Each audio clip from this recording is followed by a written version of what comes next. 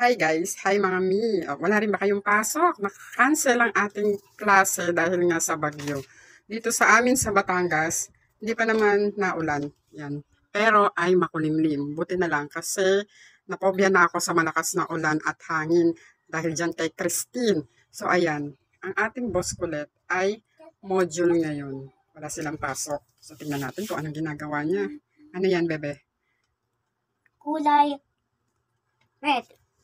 Red kapag Big letter P. pag small, color, Dilaw. dilaw. Anong English ng dilaw? Yellow. Yellow. Ayan. Nagbigay si teacher ng activity na gagawin nila. Ayan.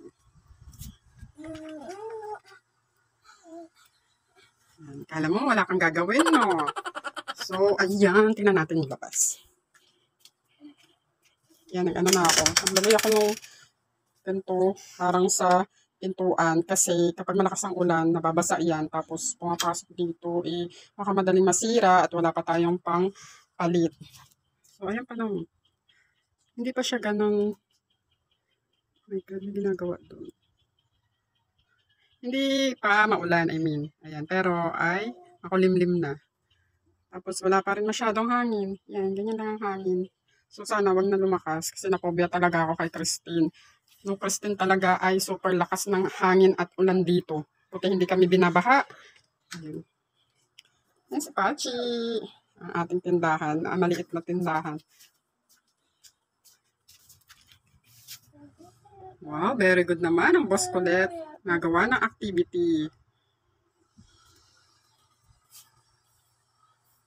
So, ayan, ganyan lang ang aming gawain dito kapag nandito siya sa bahay. Kapag wala naman siya, pag pumasok, yun, naglilinis-linis ako. Pero mamaya, after niyang mag-module, ay maglilinis ulit tayo. Magliligpit-ligpit. Kasi, nag-order na ako ng Christmas tree. Doon natin lalagay yan dyan. Tapos, Nag-order tayong Christmas tree. dito natin sa mesa. Opo. You like Christmas tree? Yes. Yan. Dahil first Christmas namin dito sa bahay, ay maglalagay tayo ng Christmas tree para naman may spirit of Christmas. Ayan, naglagay na nga rin ako ng iba dito. Unti-unti na ako nang maglagay. Ayan, tatanggalin natin muna yung working area ko. Pag merong promotional video, ay dito na lang muna sa table ni Boss Kulit. Ayan, ang kalat no. Tapos na naman, wala na akong pending na task sa brand. Nagawa ko na lahat. Yung mga susunod na lang. Kasi ay hindi pa ako tapos sa ibang brand. Wala pang binibigay na task. So, yun na lang. So, yan ang ating liligpitin pagkatapos mag-activity, home activity ng ating boss kulit. Ayan. So, ito ang ating munting bahay / tindahan. Ayan. Hi. Hi ka naman. Hi! Tapusin mo na. Tapos, pagkatapos anong gagawin natin? Dito tayo pagsiton. Ayun, very good. Sabi mo, Lucky me, baka naman. Sabi mo yan. Sabi mo, kalaman. Baka naman. Baka naman.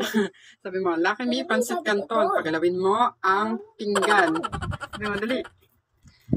Ano kami pagsiton? Paraan. Pagalawin ang pinggan. Pagawin ang pinggan.